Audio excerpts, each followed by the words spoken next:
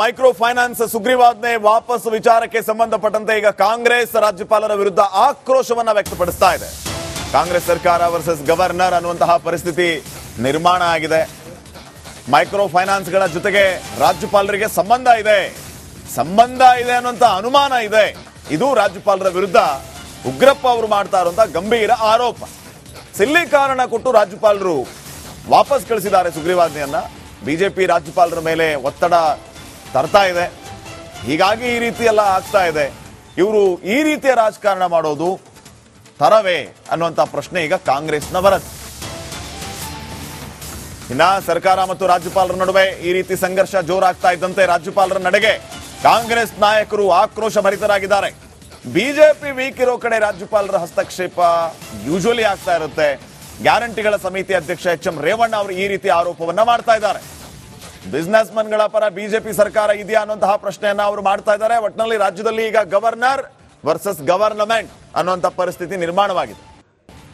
ಆಡಳಿತ ಮಾಡ್ತಕ್ಕಂಥ ಸಿದ್ದರಾಮಯ್ಯನವರ ಸರ್ಕಾರ ಇದ್ರ ಬಗ್ಗೆ ಚಿಂತನೆಯನ್ನು ಮಾಡಿ ಇದನ್ನ ಏನು ರಿಸರ್ವ್ ಬ್ಯಾಂಕ್ ಆಫ್ ಇಂಡಿಯಾದ ಕಾನೂನುಗಳೇನಿವೆ ಅದರ ಅಡಿಯಲ್ಲಿ ಇದು ನಡಿಬೇಕು ಅಂತಕ್ಕಂಥ ಉದ್ದೇಶದಿಂದ ಇವತ್ತು ಅವರು ಸುಗ್ರೀವಾಜ್ಞೆಗೆ ಕಳಿಸಿದಂಥ ಸಂದರ್ಭದಲ್ಲಿ ಇಂಥ ಮಹತ್ತರವಾದಂಥ ಜನಪರವಾದಂಥ ಈ ಒಂದು ಸುಗ್ರೀವಾಜ್ಞೆಯನ್ನು ಕೂಡ ವಾಪಸ್ ಕಳಿಸಿರ್ತಕ್ಕಂಥದ್ದು ಖಂಡನೀಯ.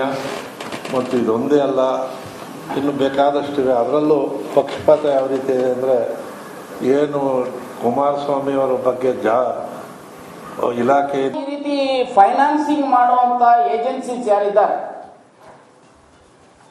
ಅವರ ಜೊತೆನಲ್ಲಿ ಏನಾದರೂ ಒಡಂಬಡಿಕೆ ಇದೆಯೋ ಅನ್ನೋ ಸಂಶಯ ನಮಗೆ ಕಾಣ್ತಾ ಇದೆ.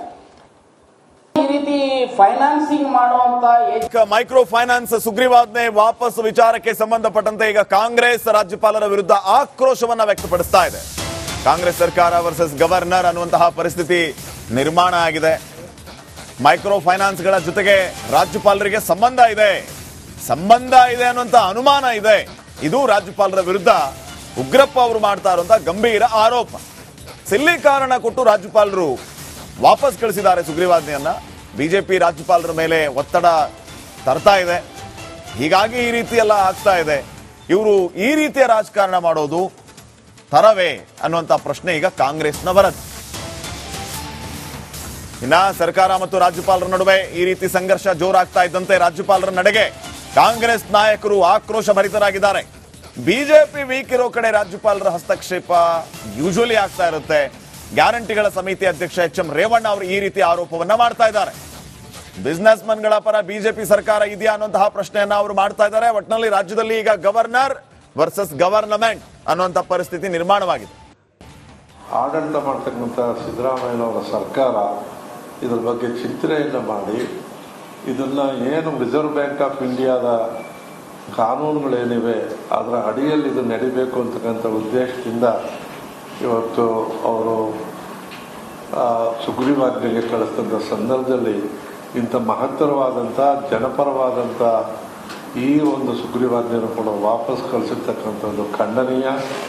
ಮತ್ತು ಇದೊಂದೇ ಅಲ್ಲ, ಇನ್ನು ಬೇಕಾದಷ್ಟಿವೆ. ಅದರಲ್ಲೂ ಪಕ್ಷಪಾತ ಯಾವ ರೀತಿ ಇದೆ ಅಂದರೆ, ಏನು ಕುಮಾರಸ್ವಾಮಿ ಅವರ ಬಗ್ಗೆ ಇಲಾಖೆ ಈ ರೀತಿ ಫೈನಾನ್ಸಿಂಗ್ ಮಾಡುವಂತ ಏಜೆನ್ಸೀಸ್ ಯಾರಿದ್ದಾರೆ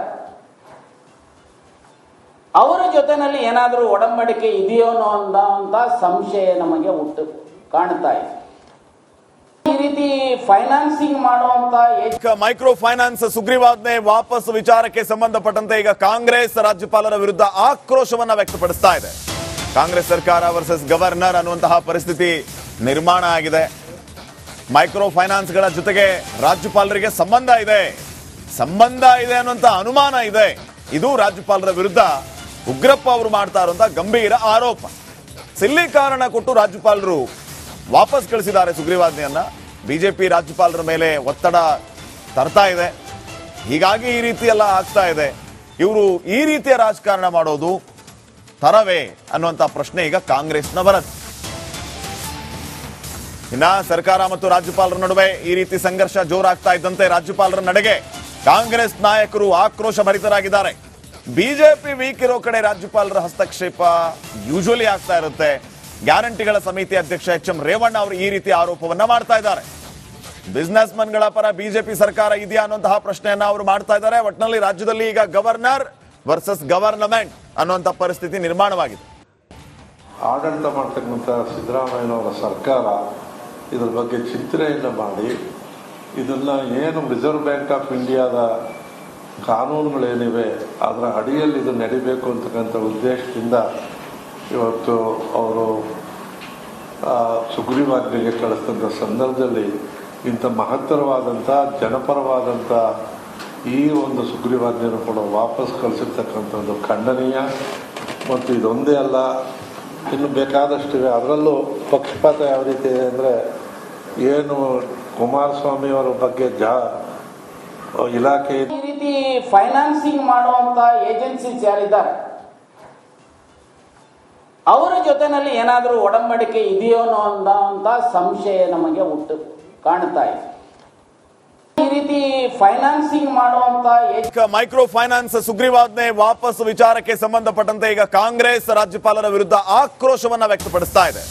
ಕಾಂಗ್ರೆಸ್ ಸರ್ಕಾರ ವರ್ಸಸ್ ಗವರ್ನರ್ ಅನ್ನುವಂತಹ ಪರಿಸ್ಥಿತಿ ನಿರ್ಮಾಣ ಆಗಿದೆ. ಮೈಕ್ರೋ ಫೈನಾನ್ಸ್ಗಳ ಜೊತೆಗೆ ರಾಜ್ಯಪಾಲರಿಗೆ ಸಂಬಂಧ ಇದೆ ಅನ್ನುವಂತ ಅನುಮಾನ ಇದೆ. ಇದು ರಾಜ್ಯಪಾಲರ ವಿರುದ್ಧ ಉಗ್ರಪ್ಪ ಅವರು ಮಾಡ್ತಾ ಇರುವಂತಹ ಗಂಭೀರ ಆರೋಪ. ಸಿಲ್ಲಿ ಕಾರಣ ಕೊಟ್ಟು ರಾಜ್ಯಪಾಲರು ವಾಪಸ್ ಕಳಿಸಿದ್ದಾರೆ ಸುಗ್ರೀವಾಜ್ಞೆಯನ್ನ. ಬಿಜೆಪಿ ರಾಜ್ಯಪಾಲರ ಮೇಲೆ ಒತ್ತಡ ತರ್ತಾ ಇದೆ. ಹೀಗಾಗಿ ಈ ರೀತಿ ಎಲ್ಲ ಆಗ್ತಾ ಇದೆ. ಇವರು ಈ ರೀತಿಯ ರಾಜಕಾರಣ ಮಾಡೋದು ತರವೇ ಅನ್ನುವಂತ ಪ್ರಶ್ನೆ ಈಗ ಕಾಂಗ್ರೆಸ್ನವರದ್ದು. ಇನ್ನ ಸರ್ಕಾರ ಮತ್ತು ರಾಜ್ಯಪಾಲರ ನಡುವೆ ಈ ರೀತಿ ಸಂಘರ್ಷ ಜೋರಾಗ್ತಾ ಇದ್ದಂತೆ ರಾಜ್ಯಪಾಲರ ನಡೆಗೆ ಕಾಂಗ್ರೆಸ್ ನಾಯಕರು ಆಕ್ರೋಶ ಭರಿತರಾಗಿದ್ದಾರೆ. ಬಿಜೆಪಿ ವೀಕ್ ಇರೋ ಕಡೆ ರಾಜ್ಯಪಾಲರ ಹಸ್ತಕ್ಷೇಪ ಯೂಶುವಲಿ ಆಗ್ತಾ ಇರುತ್ತೆ. ಗ್ಯಾರಂಟಿಗಳ ಸಮಿತಿ ಅಧ್ಯಕ್ಷ ಎಚ್ ಎಂ ರೇವಣ್ಣ ಅವರು ಈ ರೀತಿ ಆರೋಪವನ್ನ ಮಾಡ್ತಾ ಇದ್ದಾರೆ. ಬಿಸ್ನೆಸ್ ಮನ್ಗಳ ಪರ ಬಿಜೆಪಿ ಸರ್ಕಾರ ಇದೆಯಾ ಅನ್ನುವಂತಹ ಪ್ರಶ್ನೆಯನ್ನ ಅವರು ಮಾಡ್ತಾ ಇದ್ದಾರೆ. ಒಟ್ಟಿನಲ್ಲಿ ರಾಜ್ಯದಲ್ಲಿ ಈಗ ಗವರ್ನರ್ ವರ್ಸಸ್ ಗವರ್ನಮೆಂಟ್ ಅನ್ನುವಂಥ ಪರಿಸ್ಥಿತಿ ನಿರ್ಮಾಣವಾಗಿದೆ. ಆಡಳಿತ ಮಾಡ್ತಕ್ಕಂಥ ಸಿದ್ದರಾಮಯ್ಯನವರ ಸರ್ಕಾರ ಇದ್ರ ಬಗ್ಗೆ ಚಿಂತನೆಯನ್ನು ಮಾಡಿ ಇದನ್ನ ಏನು ರಿಸರ್ವ್ ಬ್ಯಾಂಕ್ ಆಫ್ ಇಂಡಿಯಾದ ಕಾನೂನುಗಳೇನಿವೆ ಅದರ ಅಡಿಯಲ್ಲಿ ಇದು ನಡಿಬೇಕು ಅಂತಕ್ಕಂಥ ಉದ್ದೇಶದಿಂದ ಇವತ್ತು ಅವರು ಸುಗ್ರೀವಾಜ್ಞೆಗೆ ಕಳಿಸಿದಂಥ ಸಂದರ್ಭದಲ್ಲಿ ಇಂಥ ಮಹತ್ತರವಾದಂಥ ಜನಪರವಾದಂಥ ಈ ಒಂದು ಸುಗ್ರೀವಾಜ್ಞೆಯನ್ನು ಕೂಡ ವಾಪಸ್ ಕಳಿಸಿರ್ತಕ್ಕಂಥದ್ದು ಖಂಡನೀಯ. ಮತ್ತು ಇದೊಂದೇ ಅಲ್ಲ, ಇನ್ನು ಬೇಕಾದಷ್ಟಿವೆ. ಅದರಲ್ಲೂ ಪಕ್ಷಪಾತ ಯಾವ ರೀತಿ ಇದೆ ಅಂದರೆ, ಏನು ಕುಮಾರಸ್ವಾಮಿ ಅವರ ಬಗ್ಗೆ ಇಲಾಖೆ ಈ ರೀತಿ ಫೈನಾನ್ಸಿಂಗ್ ಮಾಡುವಂತ ಏಜೆನ್ಸೀಸ್ ಯಾರಿದ್ದಾರೆ ಅವರ ಜೊತೆನಲ್ಲಿ ಏನಾದರೂ ಒಡಂಬಡಿಕೆ ಇದೆಯೋ ಅನ್ನೋ ಸಂಶಯ ನಮಗೆ ಕಾಣ್ತಾ ಇದೆ. ಈ ರೀತಿ ಫೈನಾನ್ಸಿಂಗ್ ಮಾಡುವಂತ